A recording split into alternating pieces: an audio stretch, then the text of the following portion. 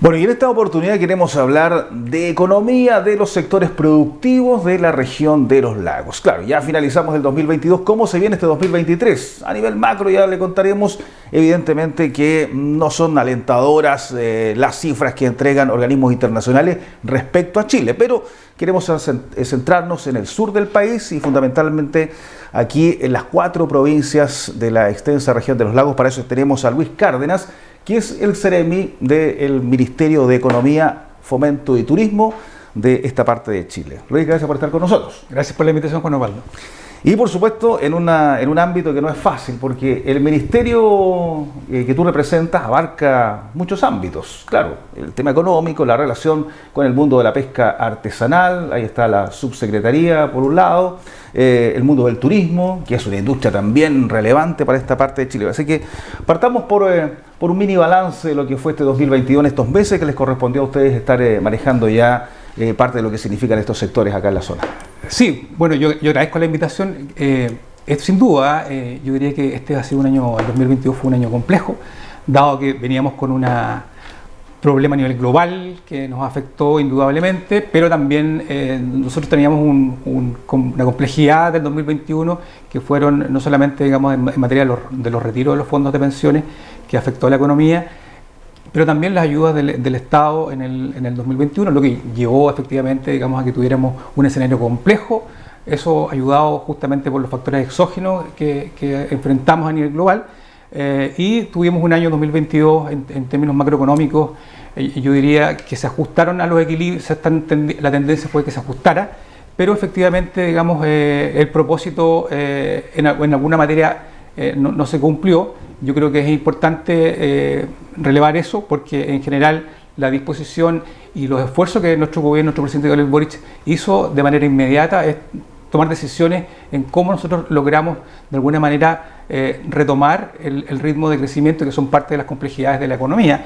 Y nosotros abordamos el tema con un programa integral que Chile Apoya. Se tiraron más de 3.700 millones de dólares para fortalecer y recuperar el crecimiento económico, el empleo, que fue lo que más se perdió durante la pandemia, y por lo tanto, digamos, eso fue nuestra concentración como gobierno y logramos efectivamente mitigar muchos de los efectos exógenos con medidas bien concretas, y yo diría que el único efecto ahí más complicado, pero que para el 2023 se nos viene también se ha ido gradualmente bajando, que es la intensidad de la inflación. Y eso es la metodología que nosotros ocupamos. Y a nivel de la región, ¿cuál sería la preocupación principal del año 2022 que terminó, entendiendo que esta es una región distinta al resto del país, por ejemplo, en la empleabilidad? Ahí ya hay una diferencia, siempre acá están las tasas más bajas. Acá hay una industria que este año va a llegar a nivel récord de exportaciones en millones de dólares, más de 6.000 millones de dólares, es el récord para la industria del salmón, por lo tanto hay una generadora de empleo importante. ¿Cuáles son las preocupaciones independiente del empleo aquí en la región? Sí, yo diría que la principal preocupación que tenemos como gobierno es sin duda el control de la inflación. Y efectivamente eso no depende del gobierno de turno, sino que depende, digamos, del comportamiento, efectivamente, digamos, de la macroeconomía, que tiene incidencias, por cierto, en las políticas públicas, pero también del rango meta que fija el Banco Central. Y el Banco Central para el 2023 ha fijado un rango de retomar los índices de inflación en torno al 3 al 4%. Nosotros creemos que vamos a este año a reducir la inflación en un dígito, esperamos que sea la media en un 6%, y por lo tanto ese es como principal desafío. Ahora, a nivel macro, yo diría que nuestra región... Claro, porque por décadas, no habíamos llegado a una cifra de 2 dígitos como la tuvimos este 2022 precisamente. Efectivamente, cuando tú haces el análisis de lo que ocurre en la economía global, no solamente a Chile, digamos, y en América Latina, efectivamente el rango de la inflación aumentó de manera considerable. Pensemos que el último reporte del Fondo Monetario Internacional indica que para el 2023 1/3 de la economía global va a entrar en recesión. Eso tiene un efecto inmediato en nuestra economía local, digamos, y esos son los efectos. Los instrumentos que tiene el Estado y el gobierno de nuestro presidente, digamos, es la materialización de muchos de los programas para contener eso, ¿ya? Y para la región, yo diría que ese es un elemento importante para el 2022, para el 2023. Y el otro tema que creo yo relevante, efectivamente nosotros tenemos una condición macroeconómica en nuestra región bastante favorable. Tenemos buenos indicadores, como tú lo mencionabas, bajos índices de desempleo, en torno a la tasa de 4%. La ocupación, nos falta todavía por recuperar el empleo en la región, pero sin embargo, formal, claro. El empleo formal, estamos hablando de empleo formal. Y esos son también parte de los desafíos, cómo transitamos a reducir la informalidad que tenemos en nuestro país, siendo dentro de América Latina y de los países de la OCDE también tenemos bajos niveles de informalidad, pero es un tema que ocupa a nivel mundial a todos los países y por lo tanto son parte también de los desafíos. Decía yo que en términos macroeconómicos las diferentes industrias de nuestra región, los diferentes, yo diría, están en un buen pie, así se hizo sentir el 2022.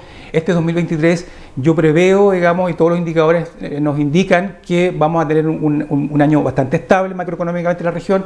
Tú lo decías, la industria del salmón va a mantener sus niveles de producción del año pasado con precios altos, la mitilicultura exactamente lo mismo, la agricultura yo diría que está avanzando, el turismo, estamos recuperando claro, hacia allá vamos a ir también para adentrarnos específicamente en el turismo. Claro, esos son los 3 o 4 motores que tiene la región, sin duda, estando bien esos motores, evidentemente que hay una generación de empleo relevante. Claro, eso nada tiene que ver, sí, con lo que tú decías, la inflación, el aumento de los precios, el IPC, la canasta que es básica y donde usted probablemente ha visto que el pan ha subido significativamente durante el año, los combustibles, sin duda, que eso sí golpea en los bolsillos del sur del país. Acá tenemos probablemente los combustibles más caros de Chile en la provincia de Palena, básicamente porque hay que trasladarlos hacia allá, no se genera combustible. Décadas atrás incluso ni siquiera existían bencineras, se vendía el combustible en bidones, en botellas, etcétera. Realidad es totalmente distinta, por lo tanto sí golpea aquello en el bolsillo, en el transporte para la gente que debe viajar en avión hacia la provincia de Palena, en barcaza, etcétera, y ni hablar también la provincia de Chiloé. Entonces, ¿cómo se enfrentan esos temas que son, claro, realidades nacionales, pero bajadas a la particularidad de esta región? Claro, nosotros a mitad del semestre pasado, en el programa que se denomina Chile Apoya, básicamente lo que hicimos era impulsar, recuperar el empleo perdido, pero también inyectar de buena parte, digamos, de la economía, particularmente de las micro y pequeñas empresas, incentivos que ayudaran, por una parte, digamos, a reactivar sus procesos productivos que estuvieron paralizados, algunos de ellos por 2 años, y por otro lado, retomar el empleo formal y ayudar a que eso ocurriera a través de la dinamización de la economía. Ahí se desplegaron cerca de 5.000 millones de pesos en la región, en los diferentes programas de turismo, por ejemplo, el Parturismo a través de Corfo y Cercotec. Estos son instrumentos que tiene el Ministerio de Economía hoy día a través de Corfo y Cercotec que se han desarrollado, se han desplegado en la región. Otros instrumentos que tienen que ver con el subsidio al ingreso mínimo, que en nuestra región las pequeñas y medianas empresas hablamos del orden del 50 y 60% que han ocupado el subsidio justamente que se empezó a generar el año pasado. Por otro lado, yo diría la contención del aumento de los precios del combustible, que se hizo un gran esfuerzo. Este año nuevamente se ha avanzado en eso. ¿Pero siente que las empresas pequeñas, medianas, tienen la información suficiente para postular a estos subsidios, a estas ayudas del gobierno? ¿Se ha hecho un trabajo allí? Porque básicamente algunas muchas veces cumplen los requisitos, pero no postulan porque no tienen la información completa. Mira, yo diría que en nuestra región nosotros tenemos una muy buena relación con los diferentes gremios, tanto la información es fluida. Uno de los canales de comunicación con los diferentes actores de las pequeñas y medianas empresas son los gremios, sin duda. Otro de los canales formales que nosotros tenemos a través del Ministerio de Economía y obviamente los medios abiertos, que son cómo nosotros llegamos y las constantes reuniones. El año pasado nosotros tuvimos vamos a seguir con esas mesas, tuvimos prácticamente 8 reuniones con todos los diferentes gremios mes a mes para ir monitoreando cómo era el funcionamiento y también para co-construir políticas públicas, porque lo que buscamos finalmente, digamos, es que los problemas que tenga la pequeña y mediana empresa fueran escuchados y fueran de alguna manera elaborándose políticas públicas. Y ahí llegamos, por ejemplo, al alivio tributario y al FOGAPE, que creo que es muy importante, que era una co-construcción junto con los diferentes organismos y los diferentes gremios de las pequeñas y medianas empresas. El alivio de la deuda tributaria creo yo que vale la pena remarcarlo, porque en general lo que uno observaba, digamos, que muchas pequeñas empresas con deudas tributarias gigantes, donde el aumento tanto los intereses y las multas que te aplica la Tesorería General de la República son impagables. Entonces, lo que hicimos finalmente, digamos, es que hoy día se van a poder repactar esas deudas hasta en 48 cuotas, se van a eliminar. ¿Deudas de qué tipo? Deudas tributarias, estamos hablando de deudas tributarias. Se van a eliminar, lo que es más importante, las intereses y las multas, y por lo tanto, digamos, ya no vas, porque antes te pedían que además de eso para repactar tendrías que pagar un pie. Hoy día no vas a tener que pagar absolutamente nada, vas a poder repactar hasta en 48 cuotas. Ahí entran también las contribuciones, por Ahí ejemplo. entran las contribuciones también, efectivamente. ¿Ya? Claro, porque efectivamente, paréntesis, el recaudador más draconiano en términos de intereses y multas del Estado de Chile, a través de la tesorería. Efectivamente, muchas veces allí son impagables. Una persona cuando comienza a atrasarse ya es mucho más alto que un banco muchas veces. Así es, y por eso que fue tan bien recepcionado por todos los pequeños, yo diría los microempresarios, que son donde están los dolores más fuertes, ¿no? Y donde el efecto efectivamente de los problemas y las complejidades macroeconómicas se ven afectados.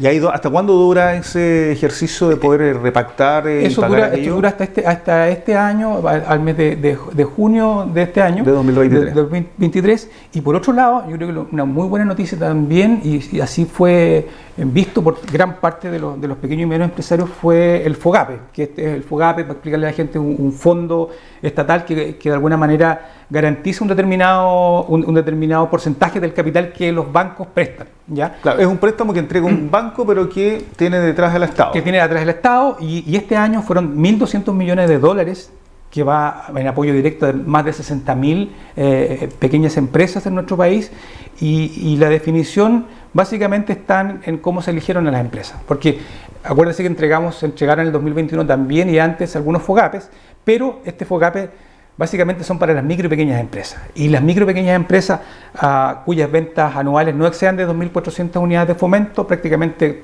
todos van a tener acceso a ese crédito FOGAPE. Después viene ya la pequeña empresa y la mediana empresa con montos superiores. ¿Y ese está licitado con algún banco específico o con un grupo de bancos? Hay 16 bancos que participaron de esta licitación, todos ellos, incluso cooperativas, participan de esto, por lo tanto hoy día esto está disponible ya en los diferentes bancos. Yo diría que la gran mayoría de los bancos, nosotros obviamente desde el gobierno y ¿qué pasa con aquellas empresas que puedan tener deudas con los bancos? ¿Pueden acceder o también se toman en consideración los mismos antecedentes para pedir un crédito normal de consumo? Claro, los destinos del FOGAPE son: uno, inversión, capital de trabajo y reestructuración de deuda. Y por lo tanto, digamos, si tienen una deuda específicamente con un banco específico, se puede ocupar para repactar esas deudas. Eso está considerado. ¿Qué es lo que no está considerado? Evidentemente, tomar un crédito FOGAPE para repactar un crédito hipotecario con fines habitacionales, por ejemplo. Ya eso está totalmente excluido.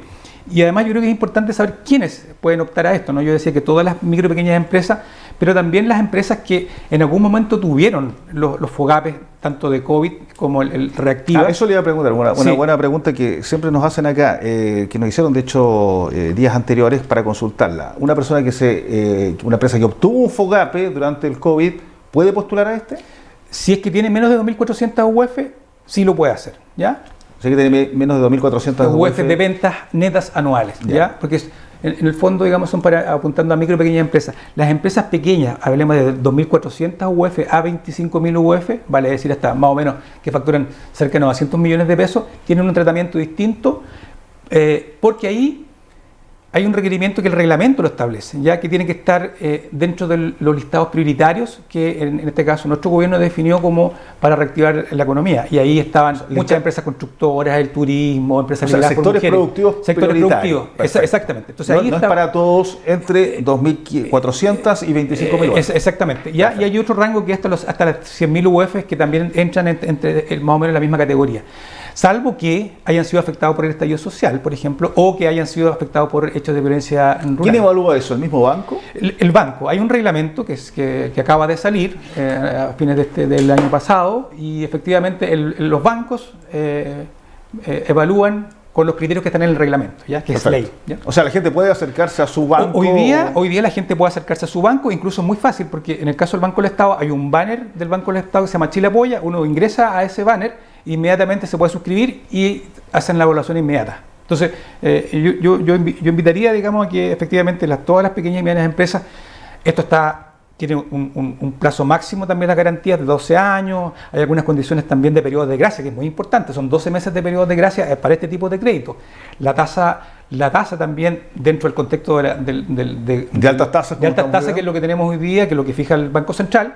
Efectivamente tenemos tasas, yo diría, muy buenas para este segmento y particularmente para el caso. ¿Y qué nivel de tasa estamos hablando? Estamos hablando de la tasa de política monetaria más un 5%. Eso está definido en el reglamento por ley, así que en rigor. Ahora, esto también se mueve porque efectivamente las tasas, si nosotros logramos controlar la inflación como ya están ocurriendo, lo que va a hacer el Banco Central es que debiera tender a bajar las tasas para poder activar obviamente el consumo local y por tanto también el consumo de los créditos.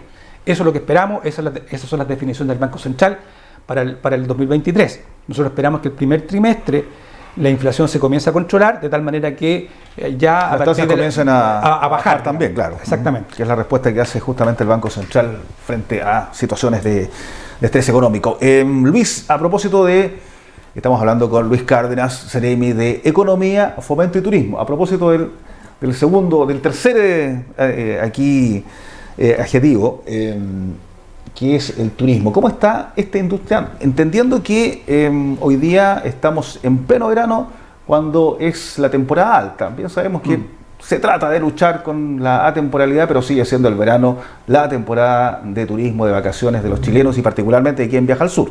¿Cómo está esa situación? ¿Cómo está este año? Efectivamente, el turismo, para que se entienda, digamos, el aporte que hace al PIB, no solamente nacional, sino que regional, es importante. O sea, hablamos del PIB nacional cerca de un 4% del PIB, lo que cayó prácticamente a cero durante la pandemia. Teníamos más de 7 millones de personas que ingresaban al país para hacer turismo, cayó también a cero.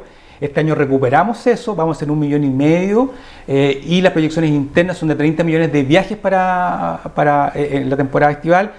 En nuestra región, 1,5 millones de extranjeros. En nuestra región en particular tenemos tasas de ocupación yo diría que de muy buenas tasas. Nosotros esperamos que en tantos de pernoctación, ya hoy para la temporada estival están sobre un 80% las reservas. Eso habla muy bien. ¿En qué zonas? Chiloé, Puerto Varas, que son como hoy día, probablemente las... Efectivamente, hoy día toda la cuenca del lago Yanquihue está, yo diría que prácticamente en un 80%. En el caso de Chiloé, las cifras son un poco menores. En el caso de Osorno, las cifras han subido considerablemente. Y ahí creo yo que va a ser importante, como gobierno, nosotros diseñamos una estrategia, un plan nacional que parte ahora con el PNUD de una estrategia descentralizada de turismo, porque si algo nos hace falta es que cómo potenciamos el turismo y particularmente en nuestra región.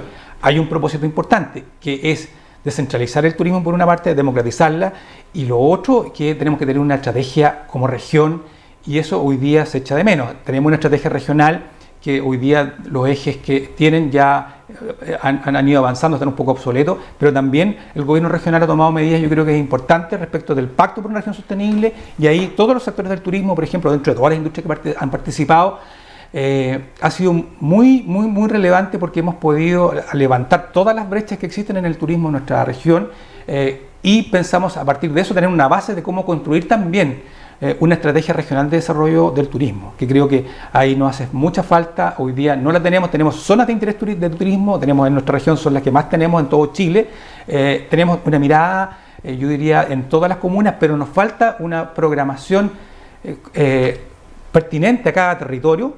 Tenemos PTI integrados en torno al turismo, diversos, digamos, tenemos Mapulahual, tenemos Patagonia Verde, Patagonia Costa, Cuenca del Lago Yanquihue, Chiloé, iglesias patrimoniales. O sea, que el Sernatur no cumple ese rol de articulador, porque aquí hay fondos regionales, fondos de nivel central, fondos de municipios, fondos, etcétera, de distintos ámbitos, y todo el mundo habla de turismo, pero necesariamente ¿quién coordina todo esto en términos, por ejemplo, de promociones? Efectivamente, y ahí yo creo que hay que ver cómo se creó la institucionalidad de Sernatur y cómo también los ajustes con los nuevos cambios de paradigma, la importancia que tiene Sernatur para el desarrollo, no solamente del turismo en nuestra región, que eso yo creo fundamentalmente que en nuestra región la base del desarrollo de nuestra economía futura va a ser el turismo, y por lo tanto tenemos que tener una gobernanza que nos permita tener integrados todos los planes regionales en una sola gobernanza, valga la redundancia, y que esa institución debe ser Sernatur, independiente, digamos, de las miradas que podamos tener, porque todas convergen efectivamente. Claro, pero Sernatur, imagino yo, descentralizado, adaptado a la región de los lagos. Efectivamente, y lo que tenemos hoy día es, vamos a comenzar una discusión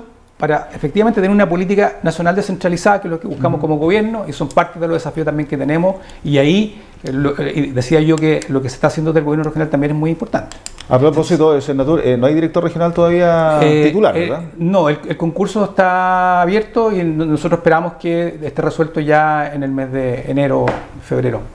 Luis, ya para cerrar, te agradezco que hayas estado con nosotros en esta oportunidad. ¿Cómo se generan políticas públicas? ¿Cómo se vislumbra el futuro en términos económicos cuando Chile pasó de ser el buen alumno del curso, estar en los primeros lugares en Latinoamérica, a ser de los últimos? La CEPAL recientemente dijo que junto con Haití vamos a ser los dos países que vamos a tener contracción este 2023, que estamos en la cola ahora justamente de casi la mayoría de las listas de organismos internacionales. ¿Cómo se enfrenta aquello? Entendiendo que preocupaciones de la gente, ¿cuáles son hoy día? La seguridad por un lado y por otro el bolsillo, la economía. Claro, yo diría que hay dos cosas que rescatar. No solamente la OCDE o el Fondo Monetario Internacional, los especialistas en economía y macroeconomía del mundo indican, digamos, que los efectos que ha tenido no solamente los dos últimos años de pandemia, sino que también los problemas globales. Tenemos que entender que hay cambios de paradigma en nuestra humanidad y eso hay que enfrentarlo como nunca antes se había enfrentado. Cambio climático, una de las condiciones. Claro, pero el problema global afecta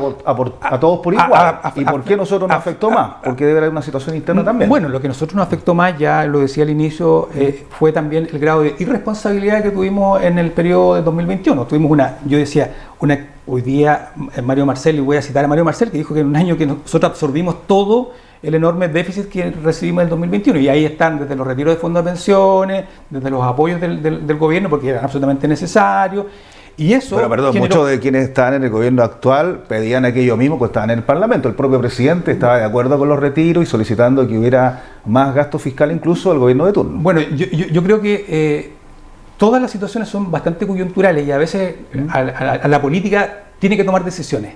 A veces esas decisiones son erradas, a veces son acertadas. Y yo diría que estas decisiones que se tomó tienen sus efectos, y los efectos los estuvimos viendo el 2022. Afortunadamente, nosotros tenemos responsabilidad de gasto fiscal. Este año nosotros tenemos un 4.2% de crecimiento respecto al gasto fiscal, y una de las cosas que nos ha caracterizado a nuestra economía, al menos, es que nosotros somos responsables en el control del gasto fiscal. Y eso esperamos así sea, porque lo que todos los indicadores indican, nos han dado la razón, es que el próximo año, si bien es cierto un año de contracción, pero vamos a bajar los niveles de inflación y los niveles de crecimiento para el 2024 ya tomar la senda de crecimiento. Ahora, los desafíos globales no solamente son en recesión inminente, la inflación persistente que ocurre en todo el mundo, el efecto que va a tener en China como socio comercial importante también para nuestro país, en una política de COVID ahora que se abre, ¿verdad? Eso claro, va a tener sus efectos. La crisis energética en el mundo, hoy día en el invierno europeo ya se hace sentir. Y por otra parte las tensiones geopolíticas, que eso no, y internamente nosotros también tenemos nuestras propias tensiones políticas, ¿verdad?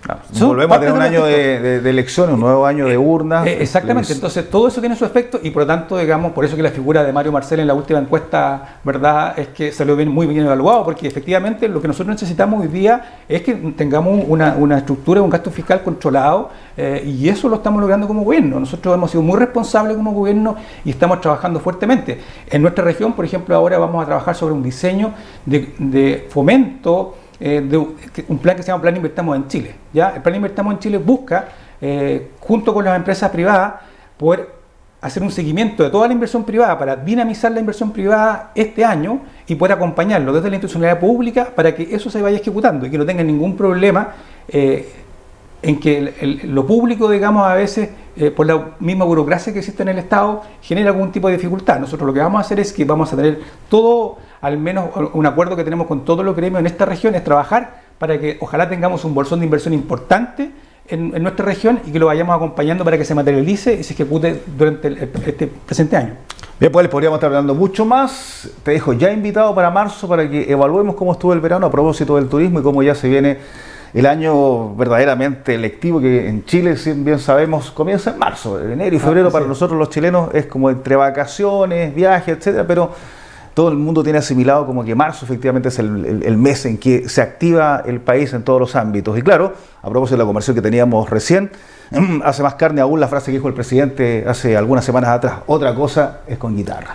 Efectivamente, a propósito de la responsabilidad fiscal. Gracias, Luis Cárdenas, el Seremi de Economía, Fomento y Turismo de la región de los lagos. Y gracias a ustedes también por la sintonía, por estar con la televisión regional, por estar con Vértice TV. Hasta pronto.